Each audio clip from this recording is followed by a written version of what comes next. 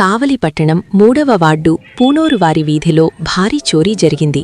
స్థానికంగా నివాసముండే పేరూరి రమేష్ కుటుంబ సభ్యులతో కలిసి పై అంతస్తులో నిద్రపోయారు. కింది ఫ్లోర్లోకి దొంగలు ప్రవేశించారు.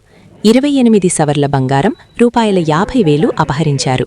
బాధితుడి ఫిర్యాదు మేరకు పోలీసులు కేసు నమోదు చేశారు. వన్ టౌన్ సీఐ ఫిరోజ్ ఇంటిని పరిశీలించి వివరాలు సేకరించారు.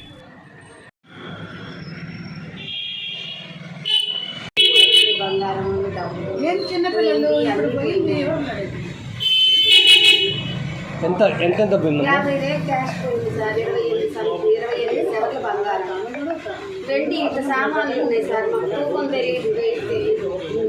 బట్ట కుందులు, కురుకంబరి, వెంకటేశ్వర స్వామి విగ్రహం, లక్ష్మీదేవి విగ్రహం, సుబ్రహ్మణ్య స్వామి విగ్రహం, గ్లాసులు దేవుడి దగ్గర పెట్టాను. గ్లాసులు, చిన్న ప్లేట్, అవి తూకం తెలియదు.